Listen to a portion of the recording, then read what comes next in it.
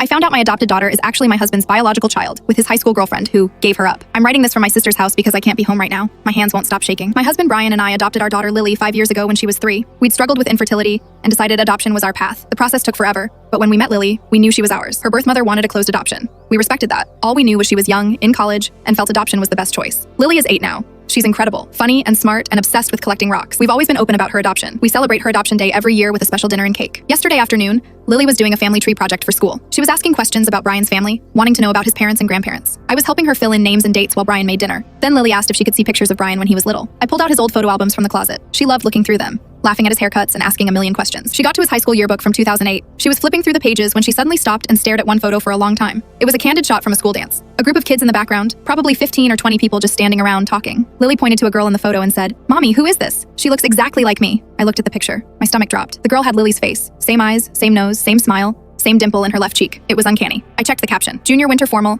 Amanda Stevenson, Jake Chen, Marcus Webb. The names went on. Amanda Stevenson was circled in pen, probably by Brian years ago. Amanda Stevenson, Brian's high school girlfriend. He'd mentioned her maybe 3 times in our entire relationship. They dated for 2 years. She moved to California for college. They broke up. That was all I knew. I took the yearbook into the kitchen. Brian was stirring pasta sauce. I put the book on the counter and pointed to Amanda. I asked him when Amanda graduated. He glanced at it and said 2008, same year as him. I asked where she went to college. He said UC Berkeley. I asked when they broke up. He said August 2008, right before she left. Then I asked him when Lily was born. He stopped stirring and looked at me. June 2011. I asked him how old Amanda would have been in 2011. He put down the spoon. 19. She would have been 19 and in college. Our adoption file says Lily's birth mother was 19 and in college when she gave birth. The adoption was processed through an agency in Northern California. Brian's face went completely pale. He sat down at the kitchen table. I showed him the yearbook photo again. He stared at it for a solid minute without saying anything. Then he got up and went to the basement. I heard him moving boxes around. He came back up 20 minutes later with a letter. His hands were shaking when he handed it to me. It was from Amanda, dated September 2011. The paper was yellowed and had been folded and unfolded many times. "Brian, I don't know if I should tell you this, but it feels wrong not to. I had a baby in June, a girl. I placed her for adoption. You're at school and I'm at school and neither of us are ready for this. I thought about telling you before, but I couldn't. I'm sorry. Please don't try to contact me. Amanda." June 2011. A girl, placed for adoption in California. Birth mother was in college. I looked at Brian. He told me he got that letter 3 months after we started dating. He said he was 19 years old and terrified and didn't know what to do with the information. She'd already placed the baby. She asked him not to contact her. He convinced himself there was nothing he could do. He said he never thought about it again until we adopted Lily. He said when we got Lily's file and saw the birth mother was from California and had been in college, something in the back of his mind stirred, but he pushed it away. The odds were impossible. Then Lily turned 5 and started looking more and more like his mom. She developed mannerisms that matched his. She bites her thumbnail when she's nervous, just like he does. She tilts her head the same way when she's thinking. Little things he convinced himself he was imagining. He said he almost told me a dozen times but couldn't figure out how. He was terrified of what it meant. Terrified I'd think he'd somehow orchestrated the adoption. Terrified it would ruin our family. We got a DNA test this morning. We told Lily we were going to the doctor for a regular checkup. The results take 2 weeks. Brian has been sitting in Lily's room for the past hour watching her sleep. I don't know what happens if the test confirms it. I don't know what we tell her. I don't know anything anymore.